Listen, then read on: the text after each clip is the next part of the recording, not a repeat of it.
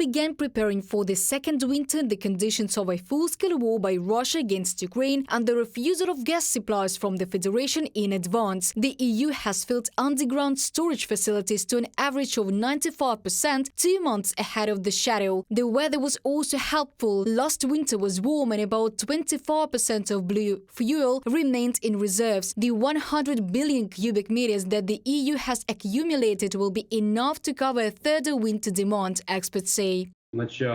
Since the beginning of the full-scale aggression against Ukraine, the European Union has reduced supplies of Russian gas by about 85%. One can even say that not so much the European Union itself, but rather Russia itself, using gas blackmail, hoping that the countries of the European Union would succumb to that blackmail. They essentially imposed these sanctions on themselves. At the same time, Russian gas is still not included in any EU sanctions package. Therefore, it is too early to talk about a 100% refusal of the EU from Russian natural gas. During the last 18 months, it was impossible to change the supply system. Russia has exported gas to Europe for decades, experts remind. However, the EU is on the way to a complete rejection of Russian gas. The EU countries do not intend to continue the contracts concluded with Gazprom after their completion.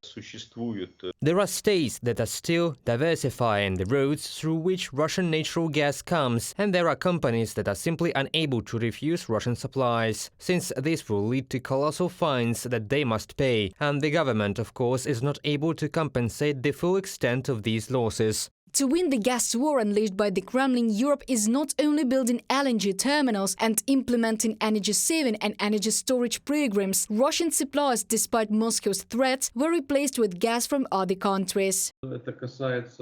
This applies to the United States of America. This is LNG gas. You know that 3 terminals for receiving liquefied gas has been built in Germany, and the construction of new terminals continues in the future, not only in Germany but also in other countries. The volume of LNG supplies from Qatar, North African countries and Norway has increased. But Russia so far seems to have outplayed itself on the gas war. Due to falling prices and the abandonment of Russian resources, Gazprom's revenues are declining and the Federation has nothing to replace the European market with. Colossal investments are required to redirect supplies to China. The Power of Siberia 2 project, which could supply blue fuel through Mongolia to China, also remains on paper.